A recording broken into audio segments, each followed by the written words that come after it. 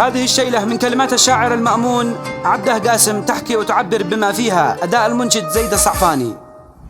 أنا يوم ما وحشتيني ببعدش، وبعد سبب أوجاعي وحزني، وبعدش سبب أوجاعي وحزني. حياتي كلها في دواه لعمرش، وروحي لش حلال وانا مهني، وروحي لش حلال وانا مهني. ولا في شي ينسيني فراقش وطيفش ما يغيب لو يوم عني، وحافظ ذكرياتش وامنياتش وصوتش اسمعه بالقرب مني، واحزاني تشوفيها بعينش وشوقي لش على الاشواق مثني. اشاهد صورتش واهتف باسمش وذكرش ما يفارق يوم لسني.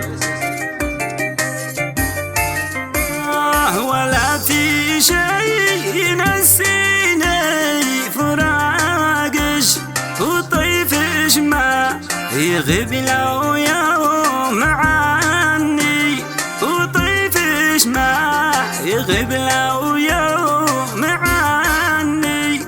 وحافظ ذكرياتش وامنياتش وصوتش اسمعه بالقرب مني، وصوتش اسمعه بالقرب مني.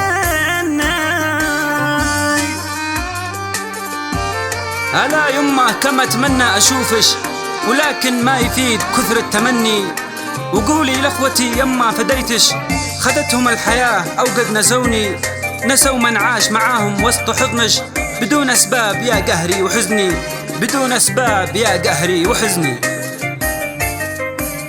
وأحزاني تشوفيها بعينش، وشوقي لش على الأشواق مثني، وشوقي لش على الأشواق مثني. أشاهد صورتش واهتف باسمش، وذكرش ما يفارق يوم لسني.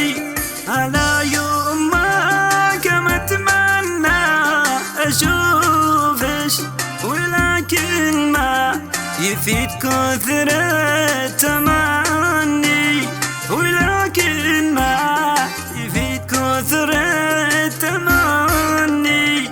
وقولي لأخوتي يما فديتش، خذتهم الحياة وقعد نسوا